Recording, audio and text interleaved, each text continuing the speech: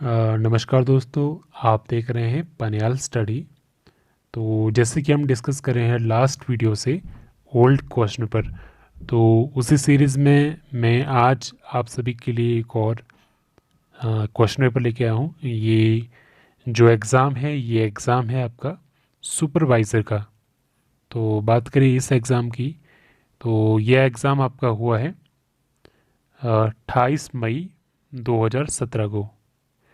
तो हम डिस्कस करने वाले हैं इसका जीके सेक्शन। इसमें जो जीके सेक्शन के क्वेश्चन आपके पास पूछे गए हैं वो है 60। तो इनको मैं दो पार्ट्स में डिवाइड करूँगा, 30-30। तो फर्स्ट जो 30 क्वेश्चन है वो आपके साथ इस वीडियो में डिस्कस करूँगा। तो चलिए देखते हैं कौन कौन से क्वेश्चन हैं। बाकी जितने भी क्वेश्चन पेपर तक मैं डिस्कस कर चुका हूँ उन सभी को मैं कवर कर चुका हूँ प्लेलिस्ट में। प्लेलिस्ट आप चेक कर सकते हो, प्लेलिस्ट का नाम है HPSSC 2017, 18, 19 एंड 20। तो फर्स्ट क्वेश्चन क्या है, ब्रह्म समाज की स्थापना किसने की? तो करेक्ट आंसर इसके ऑप्शन सी, राजा राम मोहन राय। क्वेश्चन नंबर 2 क्या है, डॉक्ट्रिन ऑफ लैप्स ये किसने शुरू की? तो करेक्ट आंसर इसका ऑप्शन ए, लॉर्ड डलहौजी ने। नेक्स्ट क्वेश्चन क्या है, भारतीय राष्ट्रीय कांग्रेस की स्थापना कब हुई? तो लास्ट वीडियो में मैंने ये अच्छे से डिस्कस करा है, जो भी मैंने इसके पॉइंट है, तो उसमें मैंने ये चीज़ भी कवर की है कि इसकी स्थापना कब हुई, 1885 में। नेक्स्ट, पूर्ण राज्य पूर्ण स्वराज की घोषणा भारतीय राष्ट्रीय कांग्रेस ने किस अधिवेशन में की थी? तो करेक्ट आंसर इसका ऑप्शन ए, 1929 लाहौर अधिवेशन में। ठीक है, तो देखिए भारतीय राष्ट्रीय कांग्रेस से रिलेटेड काफ़ी सारे एग्जाम में क्वेश्चन पूछे जाते हैं और ये मस्ट है, आप इसको जरूर पढ़े, ये क्वेश्चन आते ही आते हैं। तो बात करें इसी क्वेश्चन की, तो यहाँ पे एक क्वेश्चन और निकल के आता है। वो क्वेश्चन क्या है कि जब 1929 में लाहौर में अधिवेशन हुआ जिसमें बात की गई पूर्ण स्वराज की, तो उस समय अध्यक्ष कौन थे, प्रेसिडेंट कौन थे भारतीय राष्ट्रीय कांग्रेस के? ठीक है, तो ये मोस्ट इंपॉर्टेंट क्वेश्चन है और आंसर रहेगा जवाहरलाल नेहरू। जवाहरलाल नेहरू। तो देखिए भारतीय राष्ट्रीय कांग्रेस के बारे में अधिवेशन किस वर्ष हुआ, वर्ष इंपॉर्टेंट है, उसके अध्यक्ष कौन रहे थे, ये इंपॉर्टेंट है। और उसके बाद नेक्स्ट चीज़ इंपॉर्टेंट क्या है, प्लेस। ठीक है, और उसमें क्या, अगर कोई भी आपके पास अधिवेशन हुआ था उसमें कोई मेन अगर डिसीजन लिया गया है, जैसे यहाँ पे बात की थी पूर्ण स्वराज की, ठीक है, या कोई भी बात हो, ठीक है, तो वो अगर इम्पोर्टेंट टॉपिक है तो उसको ज़रूर कवर करें। तो ये चीज़ें इसमें पूछी जाती है इससे रिलेटेड।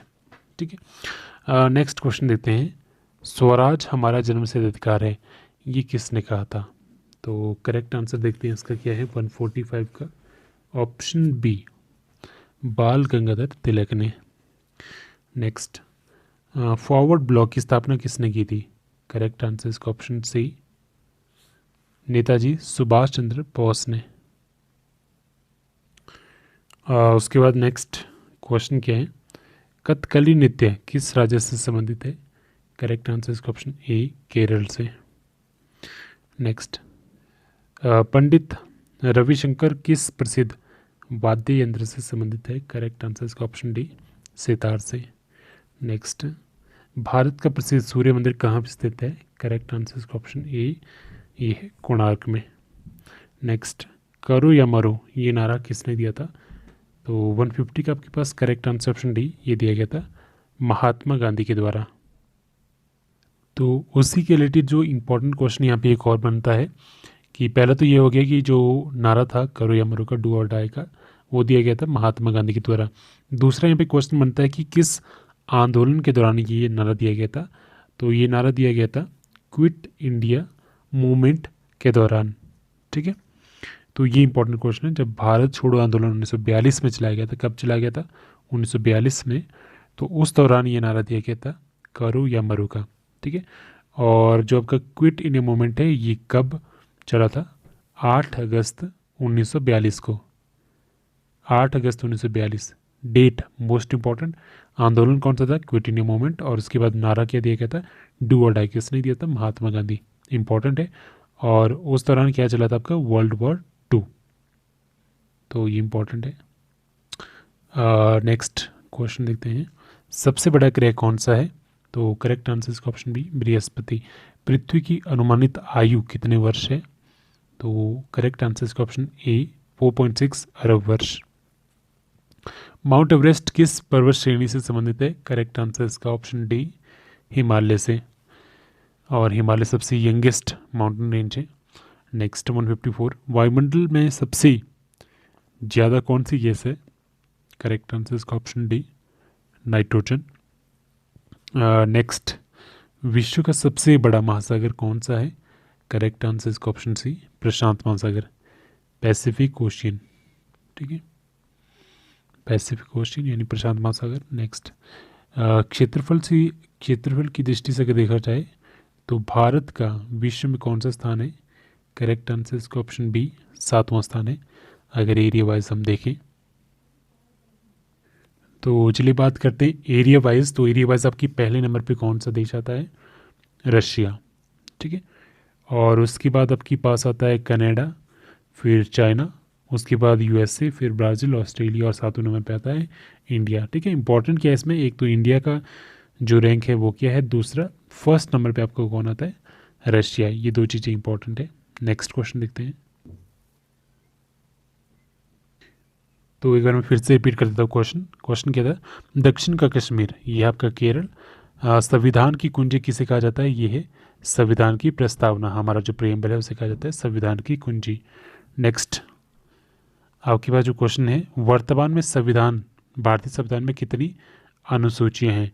ठीक है, तो करेक्ट आंसर इसका आपके पास ऑप्शन सी टोटल 12 अनुसूचियां, 12 शेड्यूल है हमारे पास।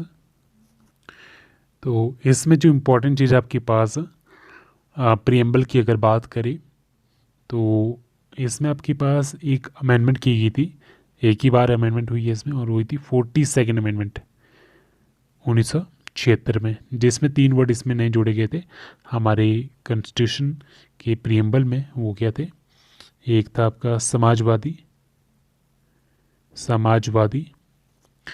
दूसरा था पंथ निरपेक्ष, और तीसरा आपके पास था अखंडता। ठीक है, तो ये जो 3 वर्ड है ये नए जोड़े गए थे हमारे प्रियम्बल में। ये इंपॉर्टेंट है, एक ही बार हमारे प्रियम्बल में अमेंडमेंट की गई है 42nd में। ठीक है, जिसे मिनी कॉन्स्टिट्यूशन के नाम से भी जाना जाता है। तो उसके बाद बात हुई अनुसूचियों की, तो ये भी काफ़ी इम्पोर्टेंट है। जब आपका स्टार्टिंग में संविधान बना था तो उस दौरान आपके पास थी 8 अनुसूचियाँ, 8 शेड्यूल थे, और एट प्रेजेंट कितने हैं? 12 शेड्यूल। तो स्टार्टिंग में कितने थे ये भी आपको पता होना चाहिए, और एट प्रेजेंट कितने हैं ये भी आपको पता होना चाहिए, क्योंकि एग्ज़ाम में इस तरह के क्वेश्चन पूछे जा सकते हैं। बाकी जो शेड्यूल है ये मोस्ट इंपॉर्टेंट है, एग्ज़ाम में ये भी क्वेश्चन पूछा जाता है कौन सा शेड्यूल किससे रिलेटेड है। ठीक है, इंपॉर्टेंट कौन कौन से शेड्यूल है वो मैं आपको थोड़ा सा यहाँ पे बता देता हूँ। एक तो आपके पास जो इम्पोर्टेंट शेड्यूल एग्ज़ाम में मैक्सिमम पूछा जाता है वो आपको पूछा जाता है लैंग्वेज से रिलेटेड। लैंग्वेज का कौन सा शेड्यूल है? तो लैंग्वेज का आपका 8th शेड्यूल, 8वीं अनुसूची है आपकी भाषाओं का, वो लेकर उसमें किया गया है। उसके बाद आपके पास जो इम्पोर्टेंट है वो है आपके पास, इम्पोर्टेंट तो वैसे सभी हैं, ठीक है, मैं बता रहा हूँ जो एग्ज़ाम में मैक्सिमम पूछे जाते हैं।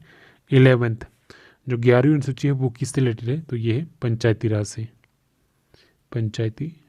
से, ठीक है। और 12वीं आपकी है म्यूनसिपालिटी यानी कि नगर निकाय से संबंधित। बाकी भी इम्पोर्टेंट है, अगर आप इसको स्टडी करें तो सबको स्टडी करें, और इसके लिए मैंने एक वीडियो में ट्रिक भी बताई है, तो अगर आप चाहें तो उसको जाके देख सकते हो। नेक्स्ट क्वेश्चन देखते हैं क्या है। डॉक्टर भीमराव अम्बेडकर ने किस अनुच्छेद को संविधान की आत्मा एवं हृदय कहा था? तो करेक्ट आंसर इसका ऑप्शन आपके पास ऑप्शन डी अनुच्छेद 32। अनुच्छेद जो 32 है उसे डॉक्टर भीमराव अम्बेडकर ने संविधान की आत्मा और हृदय बताया है। तो आपके पास अनुच्छेद 32 यानी कि आर्टिकल 32 क्या है? ये है रेमेडीज ऑफ कॉन्स्टिट्यूशन, क्या है? संवैधानिक उपचारों का अधिकार। ठीक है, जिसमें आपके पास 5 रेट्स आती है, 5 याचिकाएँ आती है, तो ये इम्पोर्टेंट है। तो इसके बारे में मैंने वीडियो में बात की है, जो आपकी स्पेशली मैंने वीडियो बनाई थी इंडियन पॉलिटी के ऊपर, उसमें ये मैंने चीज़ें डिस्कस करी है। तो अगर आपने नहीं देखा तो आप वीडियो जाके देख सकते हो। स्पेशली मैंने एचपी के लिए कुछ वीडियो बनाई है, स्पेशली कुछ एक वीडियो आपकी बनाई है इंडियन पॉलिटी के लिए। तो नेक्स्ट क्वेश्चन ये, वर्तमान में मौलिक कर्तव्यों की संख्या कितनी है? करेक्ट आंसर इसका ऑप्शन बी 11 है। नेक्स्ट, भारत में वित्तीय संकट यानी कि फाइनेंशियल जो आपके पास इमरजेंसी आती है, जो आता है आर्टिकल 360, इंपॉर्टेंट है आर्टिकल कौन सा है? 360 की वजह से कितनी बार आपके पास आपातकाल घोषित किया गया है? ये क्वेश्चन भी काफ़ी बार एग्जाम में आया है, तो इसका जो करेक्ट आंसर है वो आपके पास ऑप्शन डी, कभी नहीं। तो आजकल आज तक कभी भी फाइनेंशियल इमरजेंसी नहीं घोषित की गई है इंडिया में। नेक्स्ट, नीति आयोग के पदेन अध्यक्ष कौन होते हैं? तो इसका जो करेक्ट आंसर वो है ऑप्शन सी, प्रधानमंत्री। नीति आयोग या आपके पास प्लानिंग कमीशन हो तो उसके आपके पास प्रेसिडेंट होते हैं, वो कौन होते हैं? प्रधानमंत्री। राष्ट्रपति द्वारा लोकसभा के सदस्य के रूप में कितने सदस्य मनोनीत किए जाते हैं? तो बात हो रही है लोकसभा की, तो करेक्ट आंसर इसका ऑप्शन बी, ऑप्शन ए 2। वो होता है आपके पास Anglo Indian, 2 Anglo Indian nominate किए जाते हैं प्रेसिडेंट के द्वारा लोकसभा के लिए। ठीक है, कौन होते हैं? Anglo Indian. ये भी डायरेक्टली क्वेश्चन पूछा जाता है, और कितने? 2। तो कमेंट करके बताएं कि राज्यसभा के लिए कितने सदस्य नॉमिनेट किए जाते हैं राष्ट्रपति के द्वारा। तो इससे पहले जो मैं क्वेश्चन पेपर डिस्कस कर चुका हूँ उसमें ये क्वेश्चन पूछा गया था कि राष्ट्रपति के द्वारा राज्यसभा में कितने सदस्य मनोनीत किए जाते हैं, और यहाँ पे क्वेश्चन क्या है? लोकसभा के लिए। ठीक है, तो आपको हर तरीके से क्वेश्चन आना चाहिए जो भी क्वेश्चन एक टॉपिक से बनते हो। तो उसके बाद भी काफ़ी सारे क्वेश्चन है, मोस्ट इंपॉर्टेंट क्वेश्चन उसके बाद भी है। तो फिलहाल आज की इस वीडियो में इतना ही, तो ज़्यादा वीडियो लंबी ना बने इसलिए मैं इसको यहीं पे छोड़ रहा हूँ। So thank you so much. अगर कोई आपको डाउट हो तो आप कमेंट करके बता सकते हो। अगर किसी भी क्वेश्चन में कोई भी करेक्शन रहती है तो कमेंट सेक्शन में मैं उस जो क्वेश्चन है उसका अगर कोई भी करेक्शन रहेगी उसे पिन कर दूंगा, आप वहाँ पे चेक कर सकते हैं। तो एक बार कमेंट सेक्शन ज़रूर चेक कर ले। So thank you so much.